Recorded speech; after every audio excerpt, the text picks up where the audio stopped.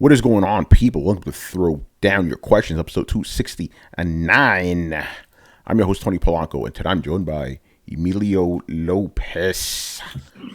We are back. Throw down your questions. Chris Seeley. Hey, what's up, everyone? Carlos Romero. Yo, what up? And Adam Vale. What up, Internet? All right, man, we're back for another one. Before we even start, I want to give a huge shout out to the fellas here for holding it down while your boy was absent from Throwdown, man. I didn't get to listen to the whole show. I heard the first half an hour. We're one of those kind of slow weeks, but you guys held it down, man, so thanks for that. You know, again, we don't want to take hiatuses just because like one of the guys is gone. It's like we got to keep the show going. That's what we do around here. You know? Yeah, I mean, we had a decent little bit of stuff that, like we talked about, a couple of, things that happened, but no megatons. It's 0 megaton, yeah, news. Not even microtons. Like, no, I mean, the biggest thing I could say on there was, what was it? What was the ESA thing. That was probably the biggest one. Yeah. Yeah, that's something. Yeah, ESA thing and Nintendo sales as well. Like they kind of released those numbers about how well their console's doing, and it's crazy, man. How much the Switch is selling, and their first party software is just through the roof, man. Yeah, it's funny. I've gotten a question about that for this week, people. Oh, yeah. It's fun. It's funny the way they're mentioning it, because remember how before they were just kind of being on the DL about that. They're like, you got to kind of look for it, you had to dig for it, and then Nintendo numbers. Yeah, no, Nintendo was always throwing their numbers out for the Switch since day one, man. Not for the. I'm talking, GameCube. I'm talking. Oh yeah. They weren't. I'm talking. You know why? I'm talking GameCube. I'm talking the Wii. They threw those Wii numbers U, in your face too. Oh yeah, Tony. What up? I don't know if you saw this. What up? Guess. Hopefully you didn't, because I want to see your guess on this. Okay. This is the first question. How many? And Chris can chime in too because he wasn't here. How many Pokemon sales for that Pokemon Shield and Sword were done since release till the end of the year 2019? Wasn't it? It was between 10 and 12 million, right? Something like that. Nope. No, damn. All right. Was it 16 million or something? Yep. 16 million. It came out in November. Whoa. Damn. Yeah. See, Carlos, that's why I was like, that's gonna be Call of Duty, but Call of Duty obviously sold way fucking more than that. Yeah, but the thing about it is that it literally it's literally a couple of maybe a couple hundred under Breath of the Wild and Super Mario Brothers in 6 months, or no, not even 6 months. 2 months. 2 months. In 2 months. In 1.5 months. Pokemon. Didn't I tell you guys that shit? I told you that the fucking Pokemon was gonna blow the fuck up. Obviously. Well, now granted, that is nothing compared to Mario Kart 7, which is their top selling game. Mario Kart 8. Oh, Mario Kart 8. Yeah. Sorry, Mario Kart 8. Sorry. Yeah, but we'll talk about those Nintendo numbers a little bit. And I believe that's pretty much that. So let's get into it, man. Questions, people. So first up is Black Metal Gamer. So his first question is, what third-party companies would you like to see have a Game Pass-like model of their entire library? For example, a Konami or Capcom game stream and download app where you have access to current and retro games. Square Enix gameography would be tight. How much would you pay for a service like that? So yeah, would you want to see like a third-party have something like Game Pass, like Capcom or Konami or Square Enix or something like that? Oh, we already have that with all these other studios. No, we don't need that. And then they keep separating, and next there's another system, and then you have all these services that you're paying for. Think about it. We have EA Origin, right? We have Ubi Play. Who's paying for that shit? I don't know anybody. That's not a Game Pass type service. It is for themselves. If you're talking about these publishers with their own titles. But is it? I mean, for example, the Origin. Let's say you pay a monthly fee. Do you get to play all of their games that are in Origin? Ubisoft does, not EA. EA does it. They give you trials for their new titles. But you don't, was that 10 days or something like that? You can't. It don't include the new games. But Ubisoft includes day one of new titles. Really, I didn't know that. Yeah, my buddy at work, that's how he plays all the new games, because of that fact. Because day one, Division, or let's say the Broke Point, when that came out, that's it. He was able to play it. So he was like, yeah, I'm playing it too. Day one, $14.99 a month he pays for. Yeah, my answer is the same as Adam's. Like, I was against even EA Access when they originally announced that because I don't like this whole partitioning going on. It's like, okay, you need to subscribe to this, to that, to that, to that, to that. Like, I'm kind of seeing like a little bit of a dark future where basically it's like the only way you could access some of these games is to sign up to these company specific servers. Now, obviously, that hasn't happened yet, but I could kind of see something twisted like that Well, going on. So look how I'm not Sony down with is that getting- shit. Yeah, just Yeah, it's already happening with streaming. You know, like you don't think they're going to do that with gaming? Of course, it's going to happen with gaming. So that's why I am not down with it. I don't give a fuck if like, hey, Capcom makes all their old shit available. Don't want that. Don't do it. Don't do it. Again, I don't like the partitioning. You know. Go ahead, Chris. Yeah, Yeah, Chris, Oh, go ahead, bro. I was just saying, like, yeah, streaming is ending up that way, and it's getting annoying. I mean, Warner Brothers themselves has 3 streaming services. If everybody starts fracturing off their content and like, all right, it's locked down, you have to subscribe to us, right? Then pretty soon you have cable, right? We don't want that in gaming. You don't want like Ubisoft to have their pass and EA to have their pass. Activision has their pass. Square has their pass. Then all of a sudden you're paying more than you would for Yeah, a whole yeah. game. For a whole month. game, yeah, it's fucking crazy. And you won't own any of these games. Not And you even a won't own digital anything. copy. Exactly. Yeah. But here's something funny related to all that. So I watched a little bit of the Super Bowl. Didn't give a shit because where I live we don't have a pro team, so it doesn't matter. But I saw a commercial for Hulu, and some actor, and he's talking about all your great movies, all this. Do you think it's time to cut the cord? He does this spiel and whole thing. I'm like, yeah, but people wouldn't be able to watch the Super Bowl then.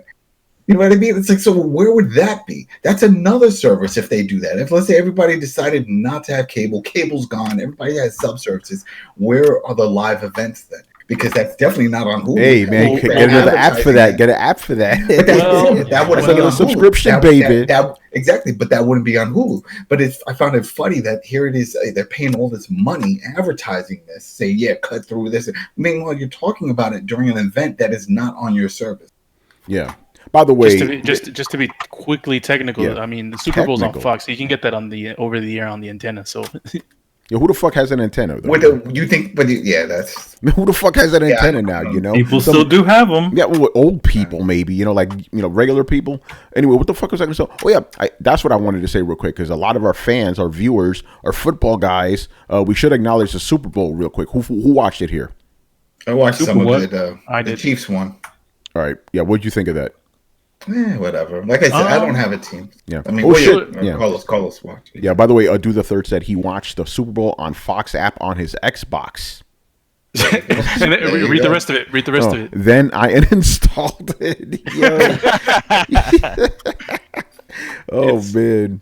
So Yeah, I guess I Brett actually- will You be log into it, didn't you? Have to log into it. Yeah. No. I Go ahead, installed the Carlos. Fox app on my Roku, and I didn't have to do anything. Just started it because it's a channel. It's those over the air channels. Yeah, the over-the-air I got to watch it in 4K, so it was pretty sick. Wait, so Do the Third, are you telling me that you saw sports on your TV, on your Xbox? Oh, dude, yo, man, I'm actually What obviously what it was used for was supposed to be used for. You're using it exactly as how they intended it to Yeah, and right now he's watching the canceled Quantum Break TV series, and Halo. Man, I'm being an asshole right now. Anyway, Yo, man, I be. mean, Quantum we- Break series wasn't canceled. It was in the game. oh, Is your Connect still connected? yeah, right. to the- Yeah, TV, sports. I guess Brett is happy because he's from Kansas. Kansas City. Well, I don't- this I don't- is I don't Kansas watch City, it. Missouri. Yeah, Kansas City, Missouri. I don't watch football, so I don't know any of this shit. Isn't that where Brett's from, Missouri? He's from Kansas. Yes, he's from Missouri. Well, I mean, Yeah, he lives in yes. Missouri. He's from like. I think he's in the from- Kansas side of Kansas City, though. Oh, no. I think he's in the Missouri side. Doesn't he always Missouri. post how St. Louis is like the deadliest place on earth or Yeah. something Yeah, like that? all the time? because I remember I told him, I was like, oh, you have this snowstorm going on. He said, no, that's Kansas proper. I'm not there. Oh, okay, so he's on the Missouri side. He's on Yep. Missouri. Yep, Yeah. I think so. All right. Anyway, does Right anybody? now he's- Yeah, Carlos, did you make your point? I'm fucking glossing over it right now. This is what happens when I'm back, people. I'm disrupting everything. Fuck this shit. Anyway, go ahead, man. Who it is was this guy? it was a really good game. There was it was close throughout the whole time. Like they were up 10 points. The 49ers were, and then Kansas City just came back and in the fourth quarter just fucking took that shit. And yeah, it was pretty good. Most like the last couple of Super Bowls haven't been really that competitive. This one was. And they're two teams that I don't absolutely hate. So I didn't really, I mean, none of those teams I root for. So I just wanted a good game, and yeah. I actually, fun fact, I went to go see the 49ers earlier this year. So every time I go see a 49ers or a team, they go to the Super Bowl. Yo, I just want to say I feel very happy for the American white people who are just discovering who Shakira is. We've known about her for decades, you know? Motherfuckers. Yo, I was going to say that meme that's going around with her right now. You know what I'm talking about, man? The one that she's know who yelling? she is. Yeah, don't play with the sound off. Imagine her doing something else. That's all I'm saying. She became big when she did that voice, when she was the judge on The Voice. And people that didn't listen to music were like, wait, who the hell is this chick? Yeah, it was like the whenever was like her first big hit here, and then it was like Hips Don't Lie, and then yeah, she did The Voice. Yeah, but I mean, I've known Shakira since I was a kid. yeah, right. The Spanish music she used to do. She was like, motherfucker's been known, you know. Remember, she married a prince. I remember that. I'm like, what? oh, I don't remember that. Yeah, she married some prince, and it was rumors they would do orgies and shit. I'm like, one of those Arab princes, because I've heard some stories about them, man. I don't. Yeah, it was. I don't know if it was an Arab, but I know it was. She was into some kinky stuff. It was mutual, and then eventually she got tired of it, and then she left him and started dating all these other guys. But well, she's married to PK. Yeah, from Barcelona. Yeah. Yep. Goose says that she used to be emo before she sold out for the money. Oh, she was kind of emo. Yeah, she still had black hair and shit. Why I got to be black though? Yo, man, natural. Yo, let's move on, man. What the fuck are we talking about? Oh yeah, Shakira, does anybody would anybody want to see a Game Pass for any of these third parties on the panel? I'm guessing no. Yeah, Not fuck really. that shit. Again, that piecemeal shit is just not cool, man. No es bueno. I'd pay for an Xbox Game Pass than I want more than at least they would have everything, all the other shit on there. Yeah, as opposed to just like, oh hey, look, all the Konami games on this, all the Capcom games on this. Yeah. I'm actually gonna cancel one of it once my year is up for the Xbox Game Pass with PC because I don't use it on the PC end. I barely use my Xbox Game Pass as it is. For some games, you know, I think for Gears and stuff, but definitely not for PC. So. You didn't even play Gears on that shit. I finished it, and then nobody wants to play. It's sad because I have like 80-something friends. Not one of them is playing anything multiplayer. They're doing Hulu and Netflix. And hey, that's Xbox for you, man. Motherfuckers do everything but play games on that system. Exactly. You should. I mean, you should tell keep me it I'm for, wrong. for Tell Halo, me man. I'm wrong. Tell me I'm wrong. No. I'm definitely keeping my Game Pass. Xbox Game Pass, I'm keeping. It's the PC version. Yeah, the PC. My Ultimate. PC? The Ultimate, correct. Remember, we jumped in because we got some crazy ass deal. Yeah, I paid $1. Yeah, I it paid was $1 and I got it for $1. 2021. Yeah, that's what I'm saying. We got it for a long time. So when that expires, I don't see myself jumping into that. I'll just stick to the yearly for the console. Yeah. All right, let's move on. Man. Next question from Capability. He's actually my friend Kevin Capaway. He was like, "Hey, can I ask a question?" I'm like, "Sure, go ahead." Now we've kind of answered this before, but I think it's good to review it again, kind of. Which is, by the way, the word review is kind of ironic given the question. Anyway, his question is: should game reviewers finish the games or DLC they are reviewing? Is there a minimum of completion needed to provide an accurate review? Now, I'm going to start this off with Carlos because out of all of us, he's the only one here who doesn't or has not reviewed any games before. Correct me if I'm wrong, Carlos. I mean, I've reviewed games, but not Like in the written, professional like sense, I guess. yeah. So I'm going to start with you first because the rest of us have either done it or are doing it at the moment. So what's your take on it? Should game reviewers finish the games they're reviewing? I think it depends. Like, if you're reviewing a game like the OA, The 1986, you need to beat that game, man. It doesn't take that long to beat it, and it's a lot of story, like heavily story based. Also, that game. So that game, there's really no excuse. Another game like The Last of Us, you need to complete that game to review it. I don't think you can just go halfway and review what the story's about and how it ends, and you can't really do that. But if you're playing a game like, I don't know, Dragon Quest 11 or something like that, like, I think if you put 20, 30, 40 hours and still haven't completed it, I think you're in a good position to review it in a sense. I mean, I think there should always be so the reviewer should always mention like, oh, I just want to let everyone know I didn't finish it, but I did. I put in 20, I put in 30, I put in 40 hours into this game, and I feel sufficient enough to review and to give my thoughts on this game. Especially if it's a game that they didn't really like. Because they could be like, you know what? I played this game. I played 10 hours of it, and I could not get through this. I think that's another scenario. It's like, if you play a game and you just can't force yourself to keep playing it, then I guess you should put that into your review. So yeah, that's sort of my opinion on that. Yeah. All right. Adam, I'll kind of save you a little bit for later. Manny, when you reviewed games, did you feel you had to finish them, or did you just play enough? Like, what was your philosophy on it? I ran to the old school moniker that we used to do when we did on cool stuff. We always used to finish our games, so I always finished the games. The only time I never did finish a game was if I was reviewing a game that was a remaster or remake of a remaster of what I did. So like when I did Metal Gear Solid Peace Walker and Metal Gear 2, when they re-released those, I already knew those games left back, right, left, and crooked. So I just needed to play a little bit of the game to just get an idea. Same thing with the with the Metal Gear Solid for the Game Boy. Not Game Boy. Was it for 3DS? The 3DS version. Yeah. And I kind of went through. I only played maybe a little bit of maybe after after the first cinematic. After that. After the titles actually show up to kind of get an idea of like, okay, this is what they did. Was what the slight things they changed, and they add new control aspects and all kinds of stuff. So I think it's variable. I think I sort of agree with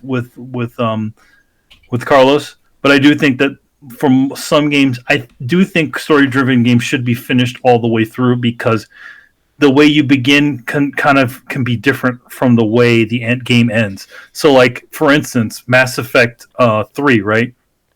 If you didn't play Mass Effect 3 all the way through, that game, for, at least for you, Tony, would have been the greatest game ever. Yes. Then you played the ending, and that totally screwed the game over for you, right? Yeah, no, you're right about that. I have to keep that in mind because I got to bring up that point.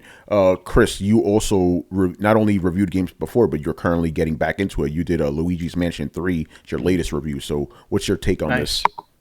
Yeah, I agree somewhat. Like when I talked about Evil Within way back in the day when it came out, I beat that game, and I thought it was trash. But with Luigi's Mansion, I played through a good part of it, and I was like, I'm in a good place to write, because I played the second game and I beat it, and I felt like it was like more of the same. They just added nice little features, but I was like, I already know this game, so I know what to expect, and the story's kind of moving along where it's like pretty predictable. So I was like, okay, I'm in a good place. Like I know where this is going. But May makes a good point. Like if you're playing a Telltale game, play it all the way through. But if you're playing a very narrative-driven story game, then you have to play it through. I think maybe you give little flower badges if it's like Dean Takahashi or something. Might take him a while. Yo, did you see his Doom Eternal preview video? Oh no! Yo, that might be more embarrassing than Cuphead. Damn. Excuse me? Yeah. I need to see this. Forget the air dash shit, man. He couldn't get out of this lava area. It was like 20 minutes just for him to jump on some platforms. Was it as bad as Author Guys when he played Doom? Remember that shit? He couldn't even use the fucking gun correctly. Was it that bad? This was epic in like Dean Takahashi and platforming don't get along, right? That's what I'll say. This is almost like the Cuphead tutorial all over again, but with Doom. And I was like, how the fuck are you not doing this, man? Like, shit. Jesus, man. Yo, where I started yelling at the video. Yo, that's Chris. How bad it was. Yo, by the way, Chris. That's bad, bro. Just to interject on your Luigi's Mansion point, I think you can apply that to a lot of Nintendo first party. Super Mario Odyssey, you don't really need to beat that to review it. Breath of the Wild, no, they're mostly gameplay. So they're mostly gameplay stuff, and they're not going to have a huge revelation at the end of the game. Oh no, Mario's actually Luigi. Yeah. Like like 5 hours in, you know what game you're playing. Yeah. You know what it's about. Oh my god, Yeah, yo! I can make jokes right now, but I can't do it, man, because we got to be a little bit cleaner these days, motherfuckers. What was I gonna say? So anyway, Chris, last thoughts on this? Yeah, so I think it's like a case by case basis. If you're doing like I would say narrative driven, except if you're doing a heavy RPG, I wouldn't expect somebody to finish like Dragon's Quest 11 before they write their review. I That might didn't. take a Fuck that shit. You yeah, know? that might take a while, especially a heavy like what was the one Riku was playing? Trails of Cold Steel. Yeah. Imagine trying to finish that game before you review it. Your review will come out next year. Yeah. So get a good feel and do it. But if it's like if something like Mass Effect or a Telltale game for sure, finish it and you can write a review for sure. Yeah. Right, Adam. Yeah, Yeah. Go ahead. Shout out to Chris for saying Dragon's Quest 11. Dragon's Quest. Yeah. Adam, like myself, you currently are a game reviewer. So what's your take on this? What's your philosophy? There's a few factors, as you know. The big one for me, and I'm sure you see this, is timing. Yeah. It's when you get the time. If let's say if it's something that you already own and you're like, all right, I'm going to review it, I got time. But let's say if a publisher says, hey, review this, this would be great if you want to do it. You accept, then they give you a time, and then you wait for the code depending on the time. And if they don't give you adequate time, and you know it's a long game, then you won't have time to review it. You know, some games. There was one game. What was it that it was? It was the guys who did Until Dawn. I can't believe I'm blanking on their name. But Man of Medan. They sent me that Man of Medan. They gave me 2 weeks. 2 weeks, and I was able to play it in multiple angles because it's one of those where the story. So I had plenty of time. But then there's others where they'll just give you like a day. And like, oh yeah, here, review it. And I'm like, shit. I'm like, all right, well, it's not going to be on this release date because Super Giant, by the way. Thank you, Goose, for that. Super Giant Games. Yeah, so, but that's pretty much that's a big factor for it. And then also case by case. If it's something that you could fly through, then go for it. But if it's something like what you talked about, some of these longer end games, you could mention it's like, hey, I got to this certain point, but that's like 20, 30 hours in.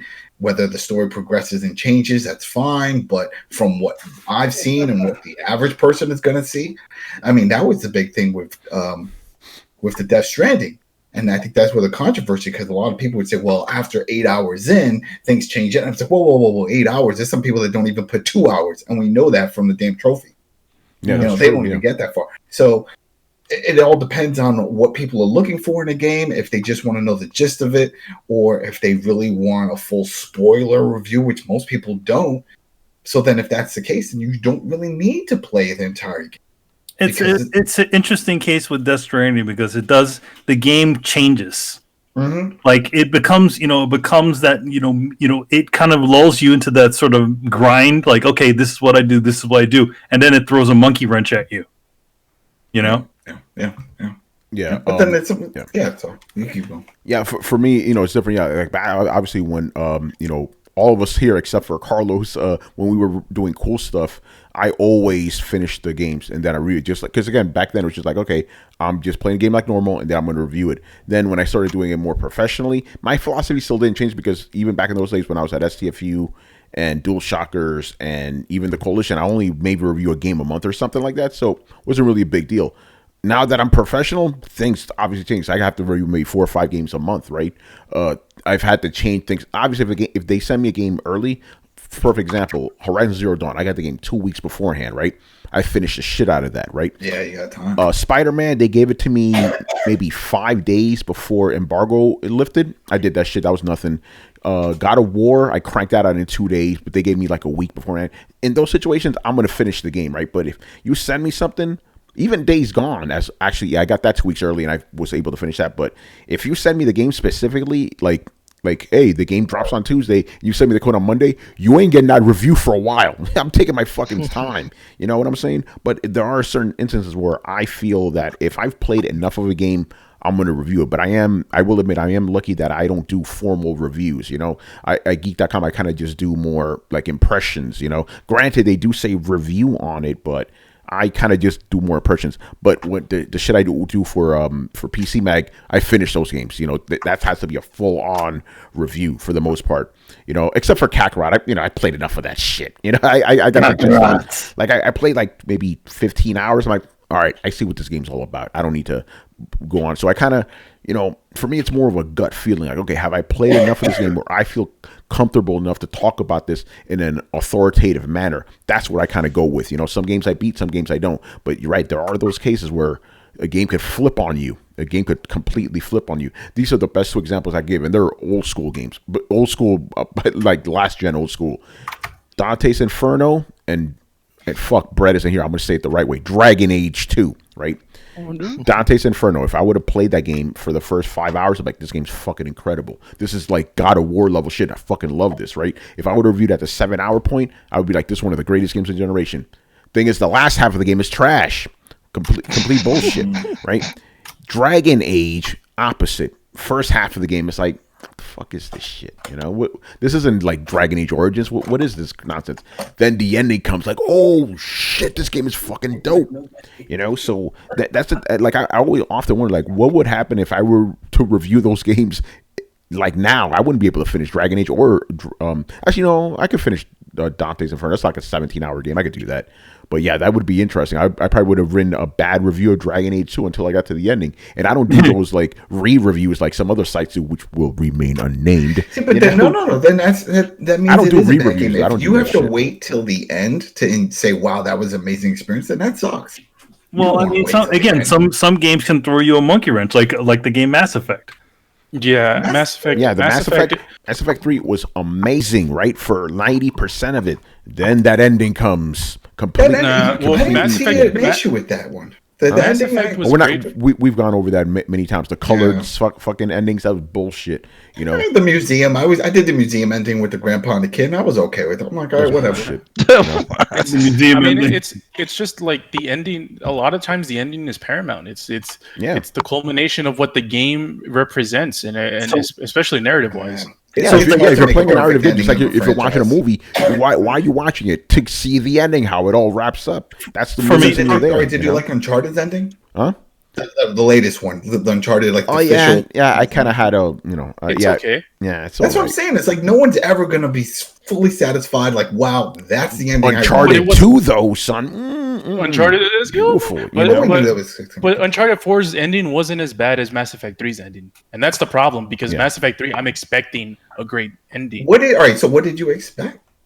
I expected something more competent. By the way, I'm not gonna. I've had this debate too many times. We're not gonna go down this road with Mass Effect 3 again.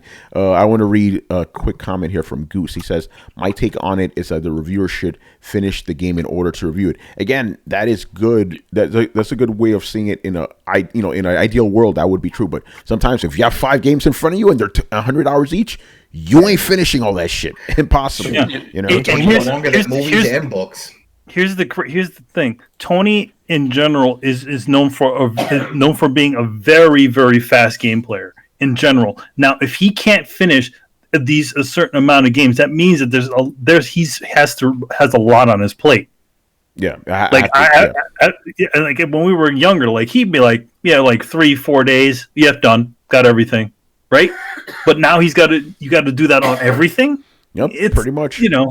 I have to pretty much gorge on every single game I play, Not a complaint, that's just the way it is. What's going on, Gamer Tag Radio in the house? What's up? Yo. By the way, I'm on episode 997 of Gamer Tag Radio, which is available right now. So check it out. We have really good. Prove it. Go check them out, man. Prove it.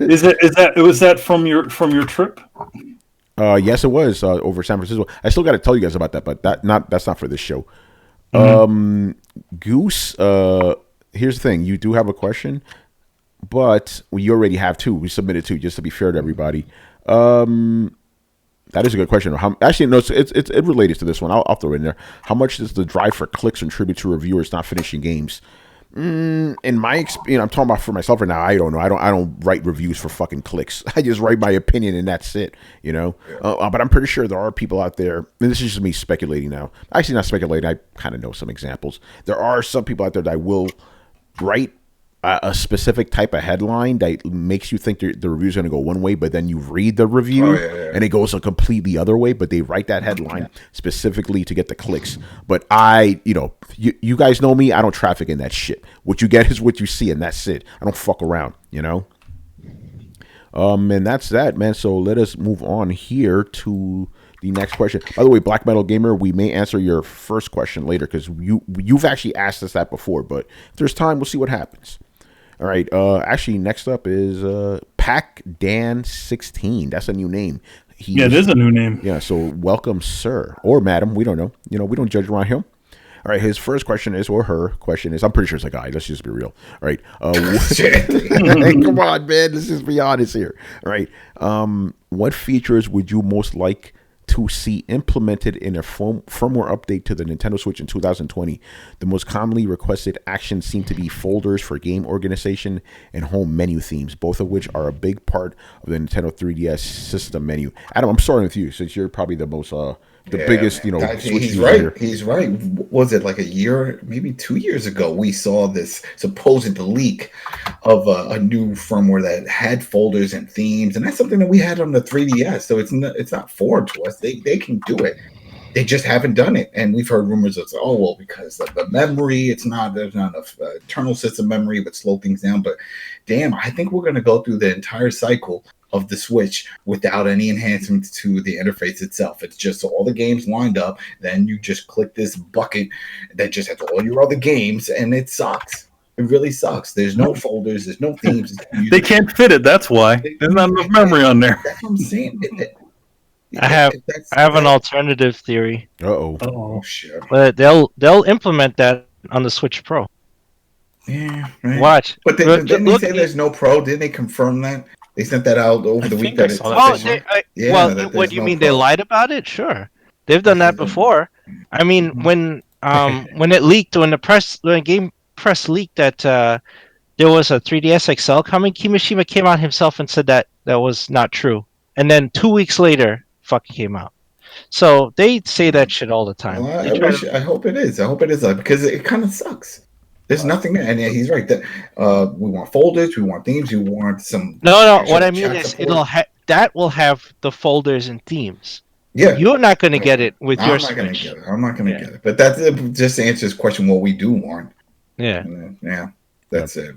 And then they'll make you buy a totally new Switch, and they won't allow you to bring over the stuff from your last Switch. In all honesty, I don't play my Switch nearly long enough for me to care. So whatever. I'm just being real. Don't give a shit. You know how many hours I put into that shit last year? 36 hours, and 24 of those was my nephew playing Fortnite. Don't give a fuck. I don't own a Switch, and I haven't had any. There's no reasons for me to buy it as of now, so I can't. I have no opinion as to what the interface, but it would be nice if you could customize it. I do feel like it's a little bit odd that you can't even just can't take a picture with the stupid thing and then stick it on the background. The simplest form of customization, right?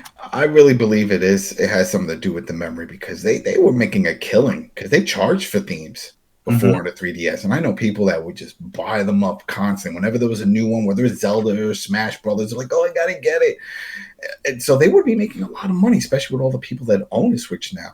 So since they didn't have that out, it tells me there's got to be something behind the scenes that they feel they really just can't support it at this time. I don't know. I'm with Chris on this one. When they do the new version of the Switch, it's going to have a bunch of that. Oh, yeah. That's not going to be available on ours, baby. This bullshit, Mr. Dave. I wonder if it's going to be a little bigger, too, like the Switch XL or some shit, Maybe they'll have buttons for, grown hands. Actually, speaking of that, I just recently bought the grip. What do you call those things? Grips that you put on the Switch? Because I really want. Do they have the fatbacks? They have the butts. They got the fatbacks. Adam, what you talking about right now, son? He's thinking about the fucking Shakira thing on his fucking right? Fatback and J-Lo. Yo, is you? Good golly, Miss Molly. So this one, actually, I saw this on Amazon, and the reviews are freaking crazy. Maybe it's just Nintendo fans that they boosted all the reviews up, but it's got 5 stars with over 1,000 ratings. So did it come with the little rubbers for the thumbsticks? The rubbers for the thumbsticks. Yeah, yes. Yeah, so I have the same ones. Yeah, but it's got the thick fatbacks on the back, and it's silicone. I know it did. Thick fatbacks. It gives you grip. I don't know the technical term, but it does. I will confirm. It does have junk on the trunk. Yeah, it feels like you're holding a real controller, right? That's what it offers. That's what I hope for, man. Yeah. Gosh. They're okay. It's all right. It's called Satisfied. Satisfy is the name. Satisfy is the name of the company, I guess. I don't know. Yeah. If Brian No was here, man we satisfied could, with the fatbacks. yeah. If Brian was here, he'd probably give more insight because he plays the Switch heavy. You know. Yeah, Brian's been running that shit. I just use my 8B, dude. That's it. I just use my controller. What'd you call me? I don't like the Joy-Con. I don't like them. Yeah. All right. Let's move on here. Where the fuck are we? All right. No, This is an cool. interesting question. This is a very interesting one. Pac-Man's 40th anniversary is this year. It is unknown at this point what Bandai Namco will do to celebrate the iconic Chompin mascot this May. Letting Jossie cough there. All right. My question is, what is your favorite game in the Pac-Man franchise, if you have one? And what would you want to see from the franchise next? Personally, I have been a fan for many years. Unfortunately, right now, gamers are a long way from days when Pac-Man had a lot of mainline entries and spin-offs in the early 2000s, especially such as the popular Pac-Man World Series. The reason this is interesting is we've been doing this show, Throw Down Your Questions, right? You know, for years. I think this is the first time we got a Pac-Man question. Yep, I think Like it a is. dedicated Pac-Man question. Very interesting. Good. You know, I like the question. So, I love Pac-Man. Remember, I had my arcade one-up. My first one was a Pac-Man. Yeah, and then I went to that the Xbox tournament thing that Larry Herb sent me. But yeah, Champions Edition, the first one. The second one sucked. That's the only way I could see it getting better. Just continuing that. They add too much and it ruins the game. It's no longer Pac-Man. What's the Pac-Man that came out for the 360? It was really. That was Champions Edition. Was it Champions Edition? Yeah, I was about to say love that is my favorite Pac-Man because you could that's the actually best slow one. Pac-Man down and shit. Yes, like, that yes. was dope. And then the sequel fucking sucked. It was horrible. It was so bad. So bad. Oh, Yeah. excuse me? Who's this? Oh shit! It's Brad. Oh, Brad, we can't hear you, man. Oh shit! I thought this man was still in Hawaii. I had to uninstall and reinstall Discord and shit. Damn. Oh, yeah. Yeah, he is in Hawaii. No, he is. Look at his fucking loft. By Man. the way, happy belated birthday to Yeah, happy Brett birthday, Murdoch. Brett. Yo, and shout out to the pod dog. The pot dog. The pod pup. There we go, pot pup. Right. Thank you for being on, Brett. That's awesome, man. Haven't seen you in a while, brother. All right. What the fuck we talking? Oh, yeah, Pac-Man. Brett, do you like Pac-Man? Do you have any favorite Pac-Man games? Probably just the OG one, man. Yeah. Did you ever play? Yeah. What's that? Did you ever play Champion Edition or whatever Champion? Yeah, Edition is fucking amazing, dude. Champion. No, I didn't. That sounds It was so decent. good. Yeah. It was so good. So good. But yeah, we don't know if Bandai Namco is going to do anything. It would be cool. It would be appropriate because that's the game that put them on the map. Let's just be honest. You know, Yeah. They didn't even port that over. Man, you know. Pac-Man. Even for the Switch, they only had the second one, which was so bad. Yeah. Oh yeah, that was bad. Anyway, anybody else want to jump in on the Pac-Man questions? Maybe they'll Miss actually. Pac-Man, bring Miss Pac-Man back. They can't. They can't. There's some legal shit behind that. There's legal shit that's actually owned by Midway or Warner Brothers now because they That's right. Yeah. because they what it was that Bally Midway essentially had the rights to make Pac-Man games, and they're like, yes, we really we have this new version that's faster and all this stuff, so we want to put this out, and that's so it's their Mrs. Pac-Man is their property. The only thing is that they don't have the rights to Pac-Man, they can't call it Miss Pac-Man, so it's weird. Yeah. So yeah, Namco has to go and buy it. Yeah. All right. Who owns Pac-Man Jr.? Because Pac-Man Jr. was crazy. Remember that one? That fucking game. Yeah. That one was nuts because the map is so big. I still have it on here. I'll put it on later. I mean, it's massive, and they never made another one like that. It depends on whoever made it. I don't know if it was because I don't know how many versions Namco actually made. So it could have just been whoever was doing their arcade, producing the arcades in the States or something like that. That's where it came from. So it's a little bit sketchy, as they say. Yeah. All right. Any other Pac-Man? Any other Pac-Man answers here? I don't know. I like the original one for me. Yeah. The original one's good, but Champion Edition is that's the one I go to, man. If they do make another Pac-Man, it should have champions. It should have the original. Yes. It should have a few of the other variations, but can scrap 2 because that was horrible. Champions 2 was, that was. I mean, it was really bad. People were like, well, how could they mess it up? They mess it up. They have a big ass ghost. The big ghost is chasing you. You can jump around from different parts and stuff. Pac-Man shouldn't jump. Yeah, that was ridiculous. All right, I'm going to throw in a quick question here from Killer Instinct, aka Weapon X. When is the next E-Man draws or Throwdown draws? Throwdown draws. There should be one happening soon. I just have to get through some work, but you might if you looked on my Twitter, there's small previews of what that might be. I mean, namely a specific video on there. Yeah, so it'll show up on there eventually. It's because I have C2E2 coming up literally in March, or March 1st, so I got to get that stuff done. So it's probably going to coincide with that. Cool. All right, next question. I'm going to start doing something cool now. I'm going to start tossing the question, at least a short version of it, in the chat so you guys know what the fuck we're talking about. Oh, that's cool. Where you get that idea from? Yeah, and these things just come, man, out of thin air. All right, so the next question is from Goose, man. We're giving you props right now, brother. So his first question is, Microsoft has invested lots of capital and resources into next gen, a new Xbox, 13 plus studio acquisitions, Xbox Game Pass, etc. I have placed a bet on them making money on services instead of hardware. Sony seems to be sticking to the tried and true formula of selling the customer a box and keeping them in their ecosystem with exclusives. Which of these business models do you think is going to prevail next gen? All right, so yeah, we got Xbox, pretty much turning their shit into a service. You got Sony doing what they've been doing. Which one do you think is going to be more successful next generation? Among which audience? Gamers in general. Because let me explain it. Do you see potentially Sony's fans going, "Yo, we want that shit. We want that Game Pass on PlayStation"? Yeah, eventually. I think it's a generational thing. I think old heads like us still like the PlayStation, but I think games as a service. I mean, it's the writing on the wall. It's the inevitable future. It's like digital downloads. We all fought it for a while, but it's gonna be what the next generation is raised with. That's going to be their normal, and it's just going to be fun. Like some of the DLC, like it's not great. We've seen it happen with a bunch of other stuff, but I think it's just. I think younger gamers and people who play like Call of Duty and Madden and things like that, who view gaming as an activity, respond better to gaming as a service.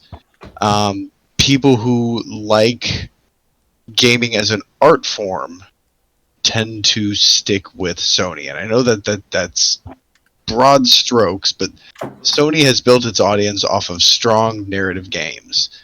It's built its audience off of the exclusives and strong narrative games. That's been their thing. They've been single player. It's Sony single player, Microsoft multiplayer, but the world's getting more integrated, and you can't live alone forever.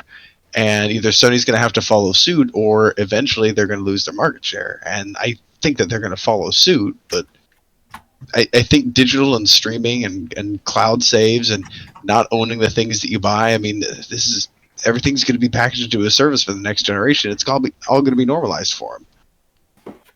Yeah, I remember it used to be an issue with music. Remember way back when we heard this, the same argument was happening when we started seeing music stores fading out and everything going digital. Like, but I still want the collection because I want to have the book with all the lyrics and stuff. But then after a while, we noticed they weren't coming. We would get a CD and we just have a sleeve. Where were all the lyrics? Where were all the cool pictures? I think the fading out. I think the thing about it, and this is the bigger sad part of it, is that the media starts to become more disposable. Music nowadays, the music industry is probably the worst it's ever been because of these streaming services. Mm-hmm. No new artist can make nearly as much money to support themselves now because of how piecemeal and how disposable all of music is. Now, what if games became that way? And it was They funny, kind of too. are. They kind of are on mobile phones. Oh yeah. Mobile phones, they ruined it when they started selling games for $1. So now if anything's more than $1, people are like, what the hell? I'm not paying that much. So they screwed themselves with that. But it's funny because we remember when all these artists were complaining about record labels. Oh, we don't want a record label. We want to go independent, this and that. Well, we got these services, these streaming services. Now record labels aren't looking so bad, compared to this. right. Yeah, Because they give you money at again, least. yeah, Exactly. because now an artist can't get residuals for their music, and there's all this stuff that's happening. They have to be on tour in order to make music as a musician, as opposed to just have a massive back catalog. Or have a when massive back Tool, when Tool jumped in, that it was like #1 on Spotify. They made all this fucking money. So. But then slight tangent. But then you notice on places that are traditionally physical items, right? Which is like the heavy metal community. You notice that like a lot of heavy metal bands are breaking the top 40 now, because their fans still buy actual products. Yeah, supposed to digital. Yeah, Yeah. As for this question, I don't know yet. I'm just speaking for myself right now. It's a little too early because this whole Game Pass thing is still fairly new. You know what I'm saying? So I don't really know. I don't really see the PlayStation guys, at least the current guys, that are currently on the system, demanding a Game Pass thing. But like Brett said, maybe the younger guys would be like, hey, I kind of want that. But They're already. I'll tell you backwards what's going to compatibility. change. I'll tell you what's gonna actually, I'm change. stop right now because that's exactly where I was going to go next, Carlos. Let's just say for the sake of argument that hip hop is right about this, and PlayStation 5 is going to have full backwards compatibility, right? That'll kind of offset, them not having a Game Pass, because you have literally 25 years worth of games. Now, granted, I don't think it's going to be every PlayStation 1 game. It's going to be whatever is already digitally available at the point. But if they have if they have full backwards compatibility, that'll probably keep people quiet, for the lack of a better term, as to Sony not having its own version of Game Pass. I know they have PS Now and all that, but that's not exactly like Game Pass, so it'll be interesting to see for sure. I'll tell you the turning point. The turning point will be is if, let's say, they get on mobile, they get on your tablets, on your phones. You can do that over the network, fine. But if you have the capacity, you can download the game offline and play them offline with a controller. Then it's a wrap, because that was a big deal for a lot of services with Netflix, even these streaming services. Once they offered the ability to just download it to your device, that way if you were in a train or you're somewhere where you didn't have Wi-Fi service, you had your content. Then that changed everything, because then you felt like you had it. It was yours. Now you actually have something. That game or that movie, whatever, that's physically on your content, your device now. You're not streaming it. So I could see that being the turning point. If, let's say, with this new xCloud that comes out, okay, fine to stream it, but everyone's going to be like, I'm not going to stream it. So, hey, if you have your device has a capacity, it'll download the game, 7 gigs or whatever. It'll put the game on there, maybe a compressed form, but it will play and it's on your device.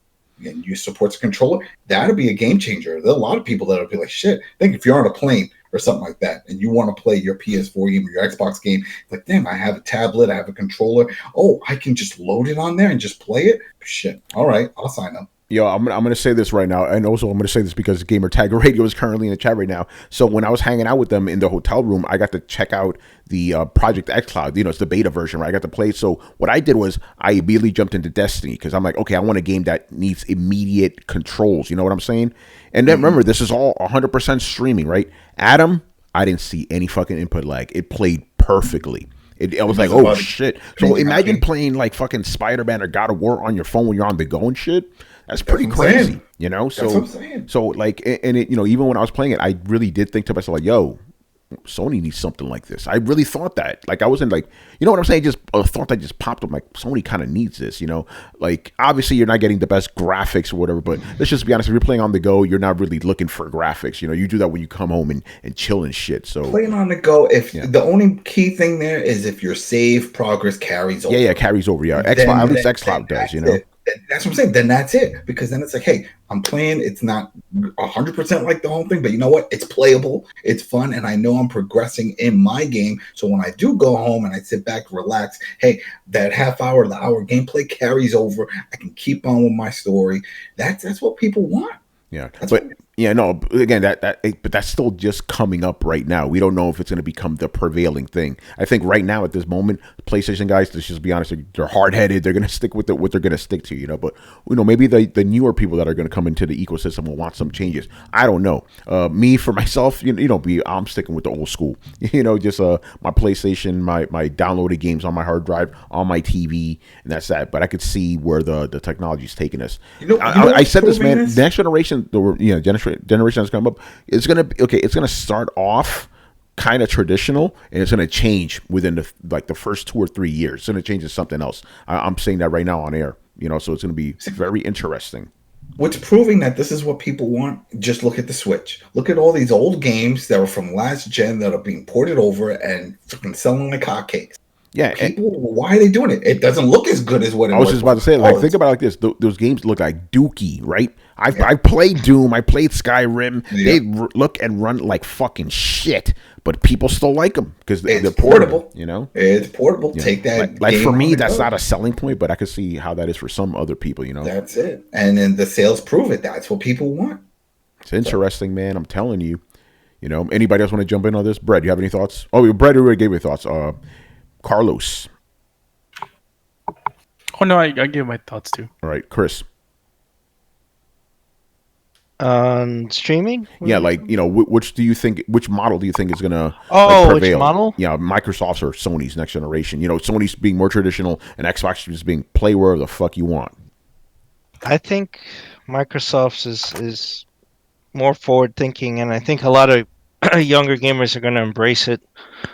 I honestly think the days of buying a branded box just to play, Sony titles or Nintendo, that's gonna go away in several years, maybe less.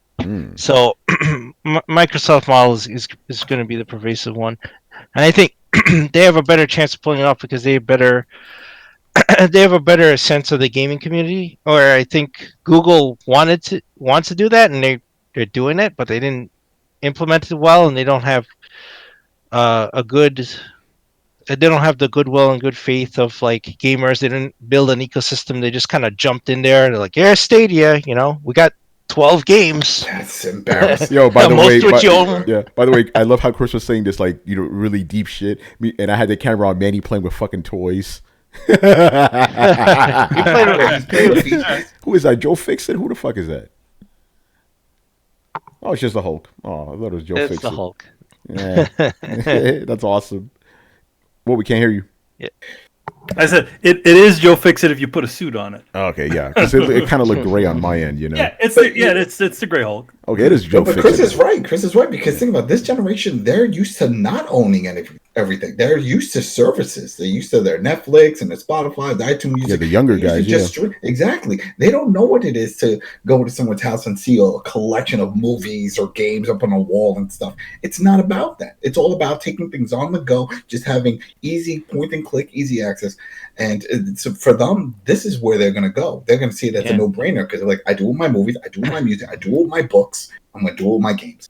Chris, I got a follow-up question for you. So do you believe, based on what you said, that this will be the last traditional console generation? I think the ninth generation might be it. Whoa, bold statement, man. Yeah, because I don't see a PlayStation 6 or if Sony does do a PlayStation 6, I think they may be in the blue ocean by themselves. Oh, shit. I don't know. That would just be holding on to tradition because think about it, new gamers coming all the time. They're going to be like, what's the logic of this? I don't own a Netflix box for Netflix. I don't own Hulu or Disney Plus box. I just have my TV or have a Roku or whatever, and it plays all this shit. Yeah. So they're going to want the same thing with their games as a service. They're like, whoa. I just have my fucking TV or I have my phone, and I just want to play this game, and it's on PlayStation, it's on Xbox or whatever. I just want to play this shit right on the device I have. Have you ever looked at a kid, like a younger person, playing Fortnite or anything on their phones or anything like that? They don't. They're not worried about whatever platform. No? Yeah, they're not worried about it. As long as it's playing the game that they like, it doesn't matter. And I think that's the order of business for a lot of sort of non-gamery people. It's just like, Yeah.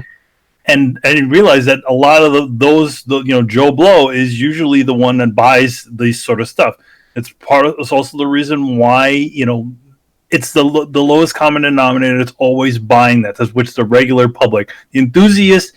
I'm sure that's why they put out the Pro and the Xbox X, for the enthusiasts. But really, most people don't care, and I think that's what it really is. So Chris, they just want to play the hot game. Yeah. So Chris, do you envision, like, for example, you'll buy like a the quote unquote game box, right? And on the game box, you'll have the PlayStation app and the Xbox app, right? And then from those, you'll play the games. By the way, notice how I didn't mention a certain other company. That company is not going to do this for another 20 years. You know who we're talking about? They're not doing that shit at all. So Chris, you see something, or maybe you'd be like, hey, get a Roku. There's a PlayStation app. Play your games right there. Here's a buy a controller.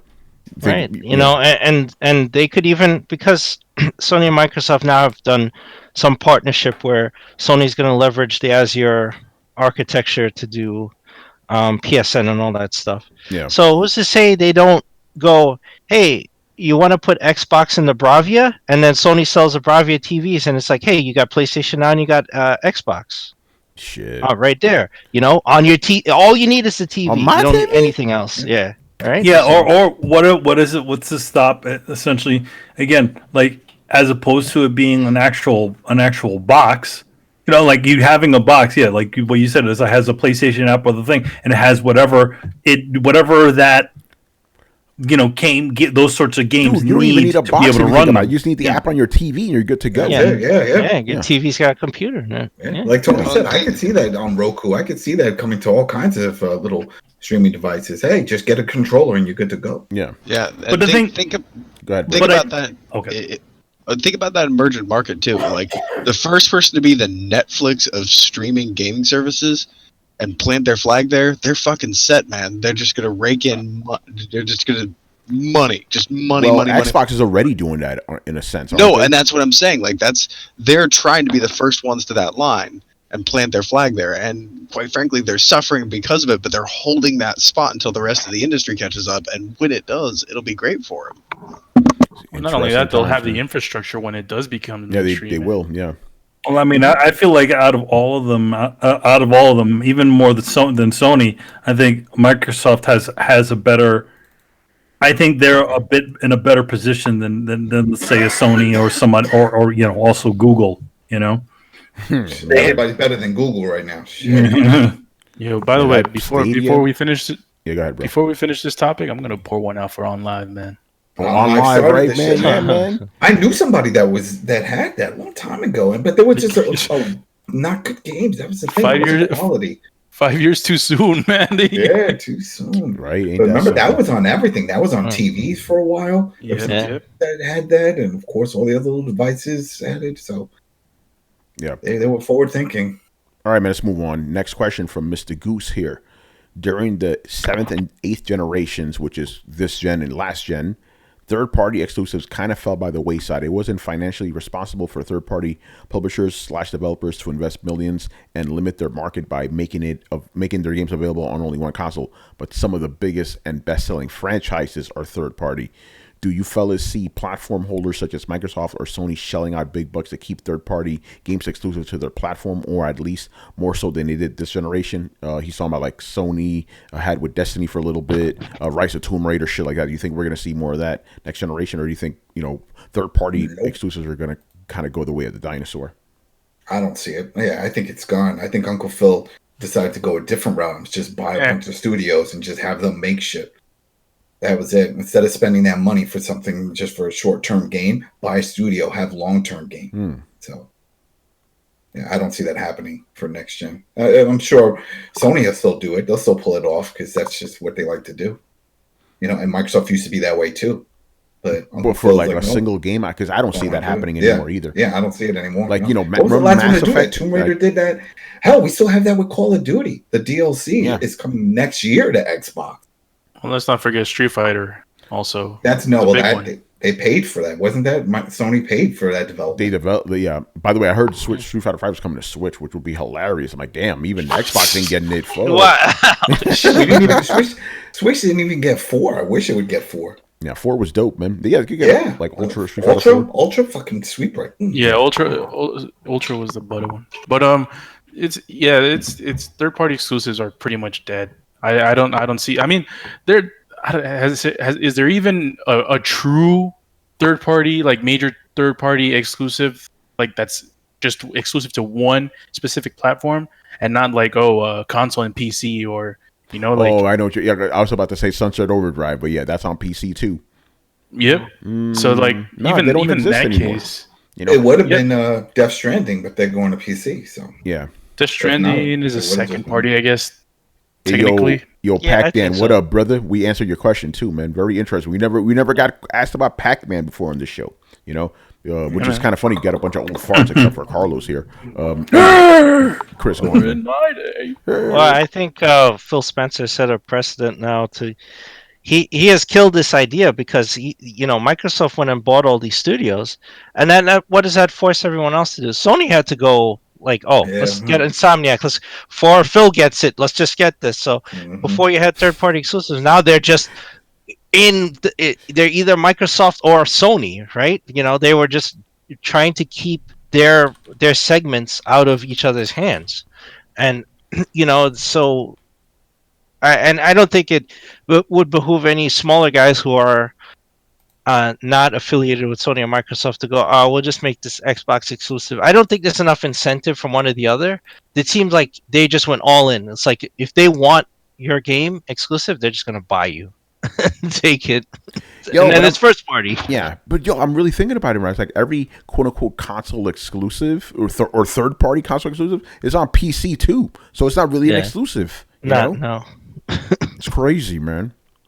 So I think we all agree, right? We're not really going to see any of this next gen, like a one-off third-party exclusive. There might be like the rare occasion, The rare one, yeah. But even then, I still think it'll be timed. You know what I'm saying? Like maybe a year or so. Yeah. It doesn't make any sense. It doesn't make any sense. Yeah, it doesn't. It doesn't make any sort of sense that they would lock it down unless they. Yeah. Heck, even PlayStation first party exclusives are going to PC now, so it's like Remember, Horizon Zero Dawn is still rumored. I know it came from Jason Schreier and all that, but still put that sal on it. You know what I'm saying? And a little bit of Goya too, because we're Hispanic around here, man. We gotta taste keep better, it, man. We got flavor in this motherfucker. All right, where the fuck are we going right now? All right, next question. I don't know who the fuck this guy is. Sounds like an asshole. Romney Death? I don't know who the fuck that is. Stay out of our show. I don't want you fucking listening to us, man. ain't you in California now, man? Yeah, that's right. Go back to Cali, man. Stay away from the coronavirus, son. Yo, by the way, third reported case of that shit in Queens, son. I'm about to go to the moon, man. Fuck this shit. Remember SARS was also found in Queens too. SARS. Well, here's the thing though, like. Queens is also the most diverse, borough in New York, at least third. So obviously, you're going to get all kinds of crazy ass diseases from other countries showing up there first. Man. Anyway, so Mr. Mr. Romulan, his question is: can Chris break down Nintendo's recent sales numbers? You guys talked about it on the last show, but Chris wasn't there, right? So now we have him here. And hey, Chris, man, we were both gone, man. It's crazy, man. We like took the power away from the show. Yeah. All right, man. Both Anyway, gone for work. hit us with some numbers, man. Yeah. So Nintendo released their 9-month period. I don't know if every company does this, but they do it. I guess at the end of the calendar year, they go, "Oh, our fiscal year is only 3 quarters in," so they look at the 3 quarters together to see how the health of the company, how they're doing at the end of the calendar year, which it's a little confusing because Nintendo and a lot of the companies, their fiscal year begins on April 1st. It doesn't begin with the calendar on January 1st, so that's why they only look at 3 quarters of the fiscal year, and they put it together in this 9-month roll up. So this last one's kind of insane. Because the Switch has been, just increasing in overall sales and in overall software and hardware every year since it came out. So just I have on the screen here the net sales. I didn't break this down to the chart because I do. So everybody knows I show this big chart for the end of the fiscal year. People But I love have the to wait charts, till man. They love the charts. yeah. So I need them to release their fiscal year 2019 report so I can make these comparisons. I don't have all the data yet, so I'm just going to look at this summary here. They put out the supplemental so you can see the numbers. But I don't know if if for people looking in when the Wii U was still around in 2016, that 9 month period, they were only looking at maybe 311 million yen in sales. And if I just convert that real fast here, so Crunching the numbers. Crunch them numbers, man. I gotta put it in American. Yeah, you gotta put So- it in American. So that's like 2.87 billion dollars in sales over a 9 month period, which okay, you think that's impressive, right? Wait, but wait that's wait for this. yeah. So if you had, and that's the dark days, right? That's the end of the Wii U's life. Like it's not selling. They're totally leaning on 3DS sales. So a lot of the chunk of that number I showed you is 3DS, and they did other things too. They sold their stake in the Mariners and all this stuff. So this number, however, I gotta Man, put it's it- like that, bruh. okay. So this is if you look at it here, this is like this is a million here, but you have to realize this is in millions of yen. So let me just put this in here. Yo, Carlos, get ready, man. And I had it before. And remember, with the Wii U, it was like close to 2 billion, a little over 2 billion, right? So Yeah. now we're And gonna now go for They the Switch. converted it. Yeah. Most of that shit was just me paying. Yeah, right. you single-handedly and- kept Nintendo alive, bro. And so we're looking at in this 9 month period for last year, they made $9.4 billion in net sales, right? That is insane. That's 4 times what they made in the end of the Wii U's life. Yo, motherfuckers really love those shitty ass ports, man. Fuck. God damn. Damn. Yeah. So I mean, overall, their profit margin has exploded. Yeah. In to say the the last least, 3 To say the years, least, you know? right? Fuck. You know, And I'll go over when I do my comparisons at the end of the year. I'll go more in depth over, like they do the breakdown of quarters. I do that in the charts, and I'll show you net sales, and I look at their profit margin and taxes and all that stuff. So I'll show you. yeah, we're just giving you here- kind of the quick summary tonight, but you're gonna get the full thing that you guys love. Don't worry about that. That's coming. Yeah, the key indicators, like I mean, overall, their proportion of sales is a majority is overseas. It's almost 80-20. It was Damn. last year was 77.9% of their sales comes from the overseas market. So that's very important. Like you know, if you think that Nintendo can only survive in Japan, no. not unless they cut themselves down really hardcore. Their overall digital sales were up. As you can see, the indicators they kind of jumped. They I don't know why the third quarter. I have to look at this. Why it's their digital sales dropped and picked back up, and then it's been going well. And this is the holiday. This is where we are now. I can't see it. And then this is their million seller titles, the list. Yeah. So and this is what I know. Carlos talked about this already, but freaking Pokemon Sword and Shield. It sold in 2 months. Sold over 16 million 2 months. in 2 months. Not even, man. It came out in November.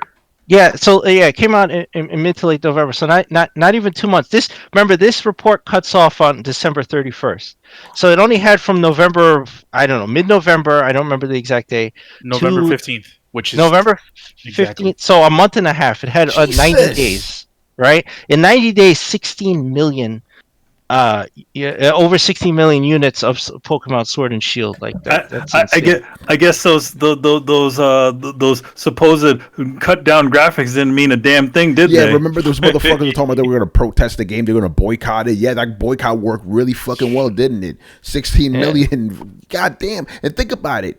January's over, right? How much did that fucking thing sell in January alone, man?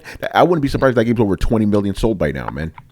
Yeah, I mean, just to put in perspective, so the lifetime sales of Breath of the Wild, according to this chart, is 16.34 million units, right? So Pokemon in 90 days has almost caught up to the lifetime sales of Breath of the Wild. Wow. And it might, and like Tony said, we don't know. Like I will look at this at when they put out their fiscal year report. So they have this 3 months, which I'm sure it's sold a bunch. It could probably surpass Smash Brothers and probably almost catch up to where Mario Kart 8 is. Where Mario Kart 8 Deluxe has the overall lifetime sales record for the Switch at 23 million units. I think this game's going to surpass that. It probably will. Yeah. if it hasn't You wanna make a already, you know. Damn, that's almost. I mean, I don't know the breakdown, but it's like, fuck, that's a lot of games, man. Shit, It's stupid, man. It's Yeah. stupid. it's stupid, Billy. It's stupid. Stupid. Oh, yo, Yeah, I mean, crazy, man. yeah. So Nintendo's doing very well. The supplemental doesn't have the hardware numbers, but I will look at that again come April. And yeah, but I mean, I just imagine you said like in like 3/4 of the year that they had $9.4 billion in sales, and they haven't seen stuff like that since the Wii. That haven't is seen fucking nuts, man. Yeah, they haven't had a 3/4 year like this since like 2011 or 20. I got to go back to find that. Yeah. All right, man. Thank you for that. And again, obviously, people are gonna have the full breakdown for you soon. Brett, are you around, man? Waiting for his response. I don't think Brett picked up this Pokemon game. No. No one here has this Pokemon game. You know, Brett does. He loves the shit. He loves the game. He thinks it's amazing. Oh shit, he does. Yeah. Wait, what? Yeah, he thought it was. Pokemon? He Brett, thought Pokemon? yeah, he loved it, right, Brett?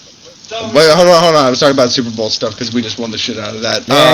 By the way, congratulations, Brett. Congratulations, Mr. Kansas City. Oh god, dude. We're not gonna get on the video game podcast. What were you talking to me about? Actually, I have a question specifically for you, dude. Go for it. You weren't around for the last 2 weeks, so I saved this. This is from Praxilness. He goes, Brett mentioned a few times that he doesn't feel The Outer Worlds is a true Bethesda-style game. While I understand his reasoning, he's the only person I know who thinks that. Is that what the overall Fallout community thinks? Everybody I follow thinks it is a Bethesda game. So, Brett, what's your reasoning for why The Outer Worlds is not like a Bethesda game, even though everybody else says it kind of is, including myself? In a lot of ways it is, but it doesn't quite scratch that itch. If I had to qualify it or classify it in a type, yeah, I'd probably call it that type of game. Like kind of somewhere between Bethesda game, Mass Effect-y kind of thing. Like it has the same, it's built of the same things. It's just not built the same way. You can't interact with the environment. Like the mundane is something in art I think a lot of people don't really appreciate or work with as an element. And I think that's one of the things that made Death Stranding such a different game for a lot of people, is because they kind of bring the idea of mundane and, fast-paced moments. They know when to bring it low so that those high points hit high. I think a lot of games just kind of like try to hit high, hit high, hit high, hit high, hit high. And that's one of those things about Fallout / Bethesda games is, yeah, there's a very good chance there's nothing in that chest but a suit of, a couple of pair of pants that you've seen on literally every NPC that you run across, because they're all wearing Nordic wild pants or whatever. But that's also kind of the good thing. That's the fun thing, especially about Fallout 4, is because you collect all those tin cans and shit, and you make a fort out of them. It's that mundane being transformed into awesomeness that kind of gives Bethesda games their specific flavor. And Outer Worlds has none of that particular type of thing. It has the quest choices. It has the sidekicks. It's it's built like it's basically an Egger suit. It's built of the same stuff. It looks the same. It just doesn't really feel the same. And I think that a lot of people who are big Fallout fans will tell you the same thing. Like, they played Outer Worlds. I'm standing in the same room with someone who played the shit out of platinum fucking Fallout 3. But played Outer Worlds, played it through, and then went, I've had enough. Like, it's just not exactly the same thing. So when you're talking about it casually, yeah, it's kind of a Bethesda-style game. But when you really get into it, is it the same thing? No. And the best way I can equate that is the metal scene. If someone's like, well, like, it's death metal, I'd be like, yeah, I mean, it's kind of death metal, but it's also kind of like traditional Icelandic metal kind of thing. Like, it's the overarching umbrella when you're talking about it casually isn't really specific enough to tell about it in its character. Does that make sense? Yeah, just don't conflate black metal with death metal. Oh, yeah. Guys Okay, let me do this. Let me take this a little bit on my more home turf. Yeah, but before that, because this is very important right now, very serious question for you, Brett. What are you cooking? Beef hash. Yo, by the way, Corned beef hash. Oh, night. Yeah, because the whole time you've been talking, I'm like, yo, what is he cooking? I hear that shit grilling. Sorry. There's no way to talk and not have the delicious sizzle of corned beef hash in your ears. Fucking Brett, making me hungry and shit. I've been listening to your cooking for like the past 2 minutes, and all I imagine is you cooking that corned beef hash on a iron skillet, on a cast iron skillet. Is it a cast iron skillet or is it? It is. It is in fact a cast iron. I fucking knew it, man. You gotta blow it low until it gets crispy. Otherwise, you're not doing it right. Oh God. Anyway, sorry to cut you off, but I was just curious. Anyway, we'll finish your point. Oh God. You were talking about like I was just saying, don't compare black metal to death metal unless you want motherfuckers. Okay. Yeah. No, I'll take it home. Like thrash punk and political punk and like just all the different subgenres of punk. Like, God, even like fucking emo and screamo. Like, screamo is emo. I don't care what you fucking say. It's the same goddamn thing. It is emo. But people will say it's also different than emo, so it's categorized specifically into fucking screamo or whatever. Like, it's that kind of differentiation. Does that make sense? No, I know what you're saying, and I'm speaking as a person who actually did platinum Fallout 3 and 4 and played the outer. I was about to say the Outer Wilds, outer worlds, right? Because again, Brett, when you and I were originally talking about it, I was like, yeah, this shit is hardcore motherfucking Bethesda game, right? But I after playing it more, I see where you're coming from. It's kind of like the Cliff Notes version of a Bethesda game, right? It has all the things surface level shit you know from a Bethesda game. But if you look under the surface, like, oh yeah, it's missing a bunch of, like you said, the mundane shit, the just grabbing a bunch of cans just cause, or dragging bodies around and, doing weird shit to them. You can't really do shit like that. You know what I'm saying? Like, where's the environmental storytelling? Where is the post-apocalyptic scene in Fallout 4 where you see two skeletons sitting at a dinner table and another one huddled in a corner? Like, and you're just sitting there like, what the fuck happened here? Like, they use the environment to tell a story, and they have, like, little notes that you find and things like that. Like, you find some of those things in this game, but it's more like BioShock. Like, they're very specifically placed notes for you to find. Yeah. Bethesda, you can tell when they're in there, like, oh, some developer had fun building this area because there's like a little inside joke or something like that, and it's that kind of cheekiness and that fun. It's hiding things in the world that you then read that make the game have character that the other Outer Worlds doesn't. Yeah, I hear you, man. All right, so there you go, Mr. Praxilness. It took us a while to get to your question, but we answer everything here, man. It's the way we roll. By the way, we're about to get to our last question here. So if you guys want to ask us anything gaming related in the chat right now, please do so before we wrap it up. Not you, Goose. You already got your 2 questions, brother. All right, so Mr. Annihilator asks, does anyone buy these premium digital collections? I do not. I prefer to buy physical premium collections because you get the likes of steel books and art books.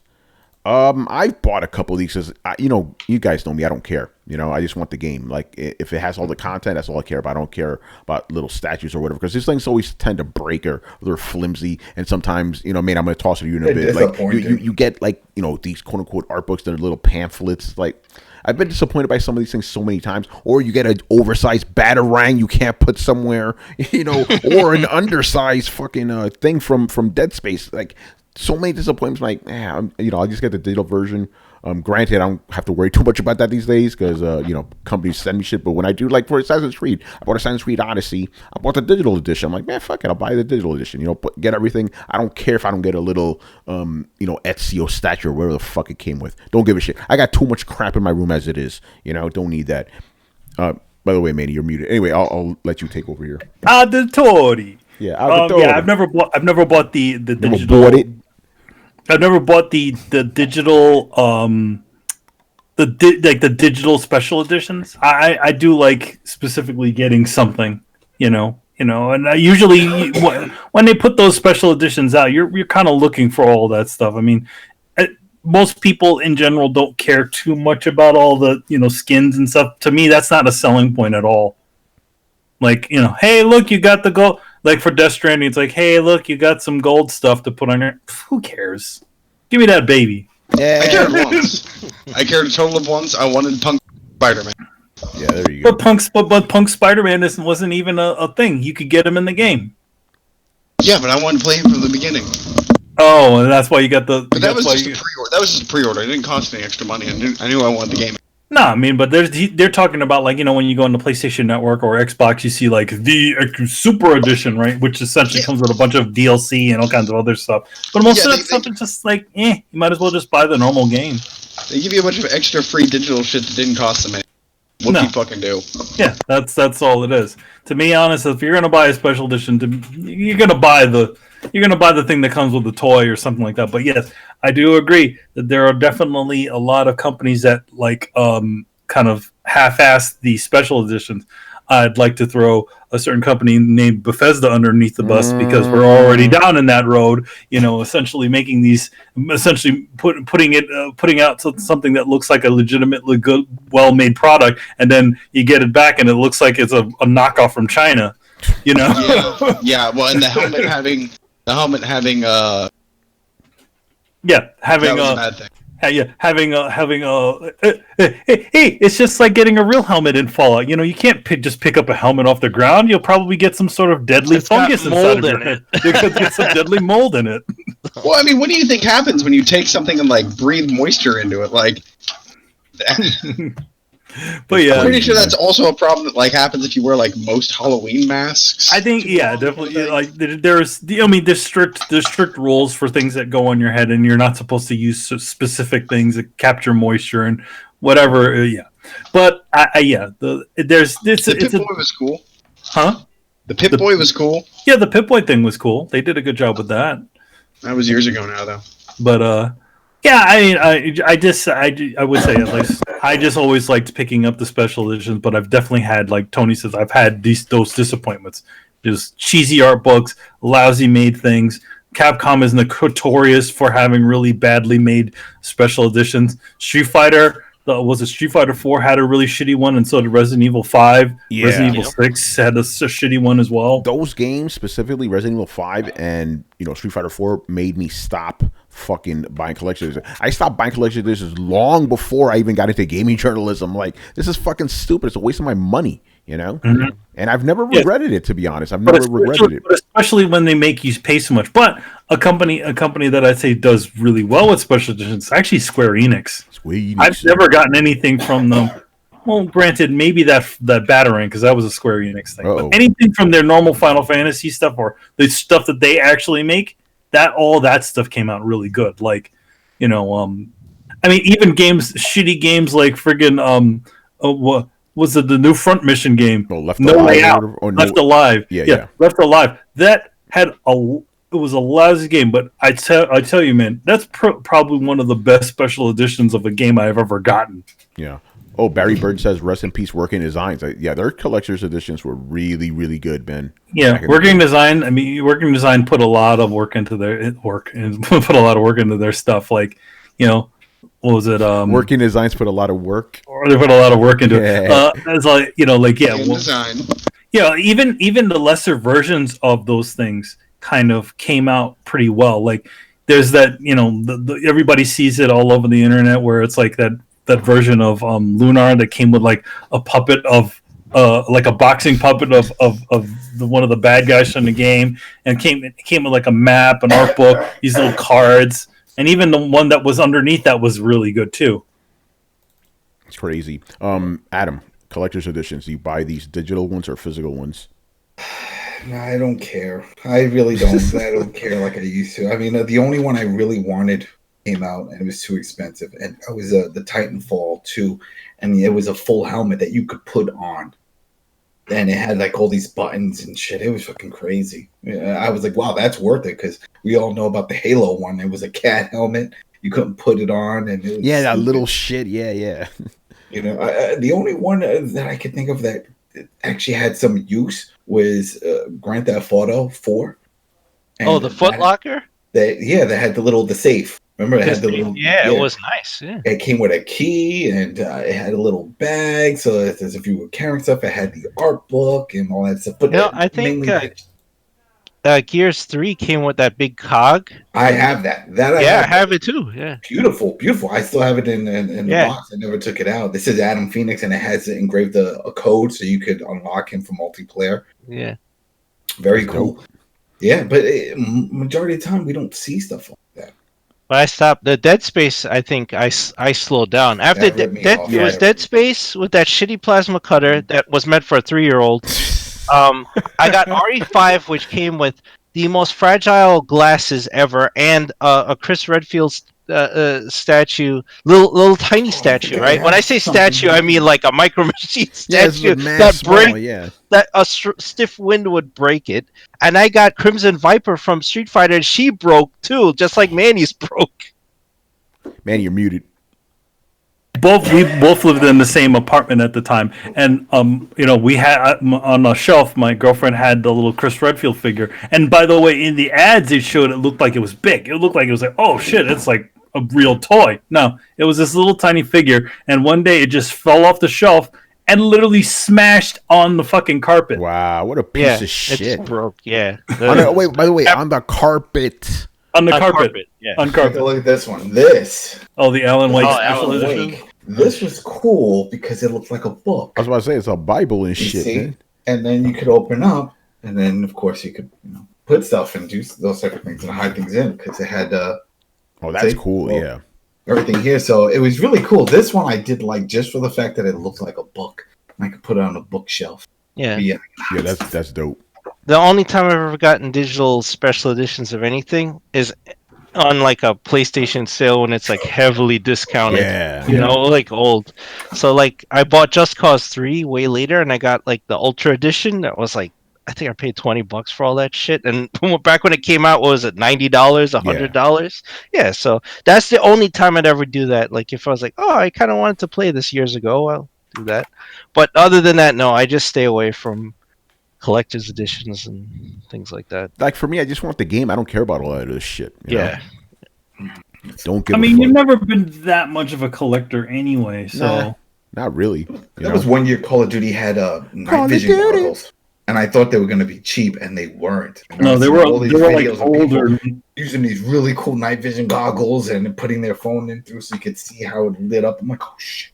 They were like had another one with a remote control RC car. What they were was that they were like older model night vision goggles, like like not like the new ones that the military uses, but like they're older versions, but they were real working ones. Mm-hmm. That's crazy. All right, anybody else digital editions? Yay or nay? Most of the time, it's a nay. Yeah, nay. Agreed. Yeah, I don't think we care about those. So, Annihilator, we're with you, brother.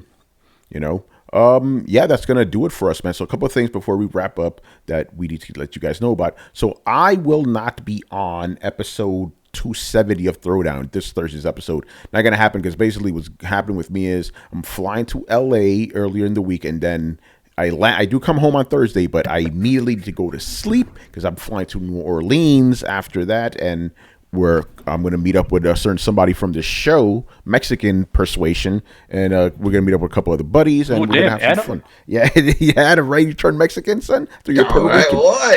I met one. Hey, once. you know. So yeah. Anyway, so I won't be around for that. So the fellas are going to hold it down. I'm going to try to get a couple of special guests in here just to keep things nice and popping. But I will return for Throw Down Your Questions episode 2070, which is next Sunday, and after that, there will not be any interruptions to Throwdown until E3. Go ahead, man. No, I was gonna say, yo, man, you the question host. Yeah, I am. Yeah, I'm host. Yeah. Show host. So yeah, we're gonna do that from. Yeah, maybe we should do that. It's like you guys host a regular show, and I'll host a Just fucking question show. Just the crazy thing. When is E3? June. Well, for me, I would go out there June 6th. So okay, so the throwdown during E3 is on the 11th, right? Yeah. So I wonder who will host that, since we'll Tony figure and it Manny usually go, and I'm not going to be here. I'm going. Yeah. Oh yeah, Adam's gonna go. Oh, excuse me? Well, Time for me to step up. yeah, that's it, Brett. You'd have to do it. Well, I mean, if like me, Manny, and Adam were there, we'll probably just do it and get Brett. Because Brett, we can still call you, obviously.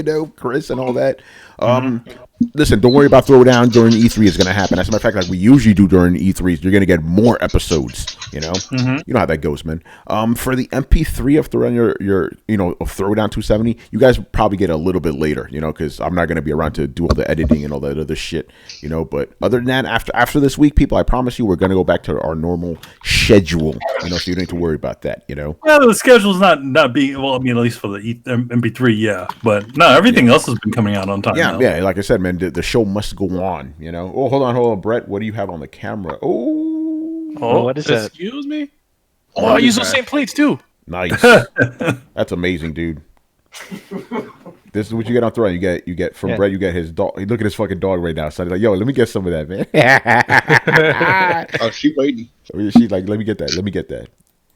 That's human food, though, man.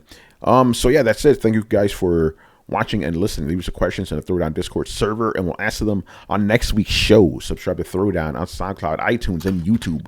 Follow us on Twitch, Twitter, and Facebook at Throwdown Show. Links are located in the description below. Once again, our show is Tony Palago, and joined by Emilio Lopez. See you later, guys. Chris Seeley. Hey, take care, everyone. Carlos Romero. Later, people. Brett Murdoch.